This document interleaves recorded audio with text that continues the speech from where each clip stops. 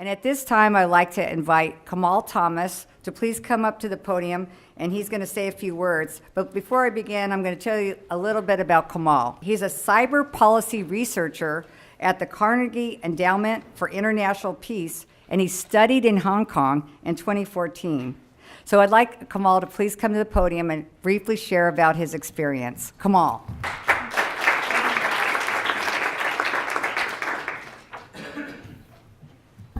First, I'd like to thank Assistant Secretary Royce for the introduction.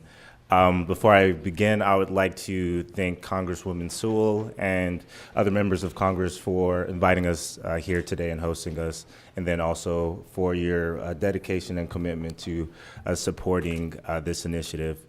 Also, I'd like to thank Deputy Assistant Secretary Casagrande, and Dr. Goodman, and also Mr. Engerholzer, and as well as all the IE staff for your continuous support for ensuring that the U.S. advances in international education. So I'd be remiss if I didn't say anything in Chinese. So, 你好，大家好，我叫周开梦，我是4年级的学生。So pretty much, my name is Kamaal. My name is Kamaal Thomas. I am a 2014 alumnus of the Benjamin A. Gilman International Scholarship, which is a grant program that enables American students of limited financial means, such as myself, to study abroad and gain critical skills that are able to strengthen U.S. national security and economic competitiveness. I am originally from Fontana, which is a small suburban town in Southern California. My father is a pastor, and my mom is a retired civil engineer. Growing up in my community, study abroad was something that was quite unfathomable. I never thought that one day that I would have the opportunity to live overseas and all the way in Hong Kong. In 2012, I began my freshman year at the University of California, Davis. And I happened to develop a particular kinship with this 6'7" civil engineer who is also from Shenzhen, which is the southern region in China.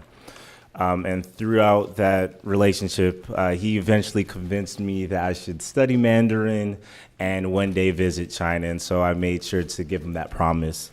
And so my sophomore year, I decided to explore opportunities to study abroad. And so I applied for an exchange program through my university. However, I wasn't sure how I was able to finance it, so I wasn't sure if I'd ultimately be able to go. However, a close friend who did study abroad in Hong Kong told me about the Gilman Scholarship, and so I applied, and a few months later found out that I was a recipient, and so I bought a one-way ticket to Hong Kong in 2014 to study at the University of Hong Kong. It would be my first time studying abroad. I was kind of scared about several things, from the different food, the foreign language, being the only African American there, and then also being so far away from home. And it was definitely tough at first. I had to fight constant sense of imposter syndrome that, being the only African American male on a campus of over 30,000 students. Yeah, just a little bit. And so there's constant microaggressions and stereotypes associated with being black, from people assuming I could rap or I was an NBA player, to people clutching their purses when I walked past them. However, I got past this through basketball.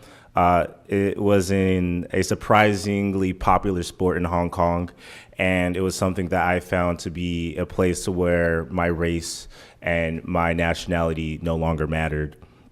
And so I ended up going to play street basketball with some of my roommates, and some players that I was playing against convinced me to try out for the university's basketball team. So I did, and I made the cut. I officially joined the team and traveled all across East Asia, battling it out with the best of the best. While we ended up losing by 5 points in the regional championship, it was still an unbelievable experience.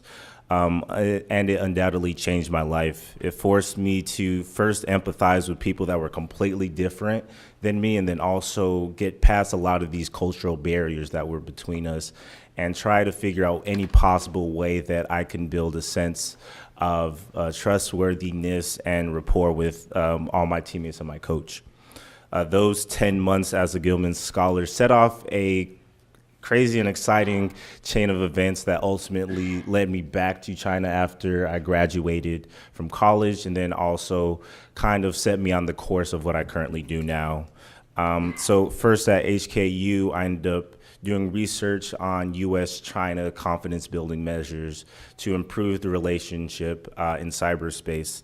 And throughout my research, I ultimately identified that there are huge gaps between in understanding between the U.S. and China on several issues, and that made it extremely difficult to even get to the table to discuss and hash out some of these issues in cyberspace.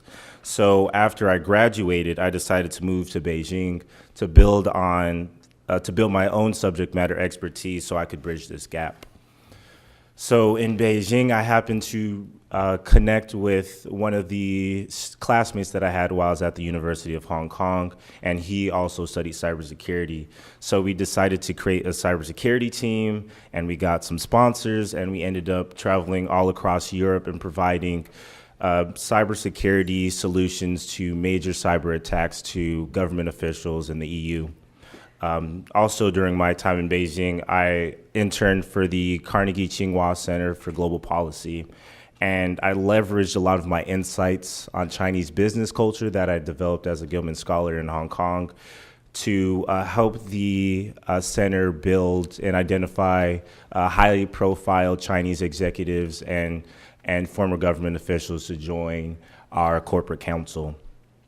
Each of these experiences would prepare me for the position that I'm currently in now. Since December 2017, I transitioned from Carnegie's Beijing office to their headquarters here in Washington, D.C. And I ended up joining their cyber policy program, where I work on a day-to-day basis with governments, international stakeholders, in the effort to combat systemic cyber security challenges globally. On a daily basis, I leverage my global network of friends and professionals that I made while in Hong Kong to develop strategies on how I can generate international support for a lot of our initiatives. I use my cultural understanding of China to craft policy recommendations to ensure that hot button issues like Huawei and 5G don't destabilize global digital trade. This is to say that the Gilman experience opened so many doors for me, and it ended up allowing me to become one of a few select African Americans, and possibly the youngest, working to ensure international cyber stability. Every day I work up very enthusiastically, being able to work with different government officials and officers and civil servants and industry leaders, working together to figure out how we can reduce systemic risk, from figuring out how we could prevent a cyber attack that creates a global recession to figuring out ways to prevent all our phones from being hacked. So my Gilman story and thousands like it would not have been possible without the leadership and the generous support of Congressman Gilman, members of Congress, the State Department, and the dedicated IE staff. I sincerely thank you for the opportunity to share my story, and I hope you all sincerely recognize that the Gilman Scholarship not only strengthens America, it also strengthens the world. Thank you.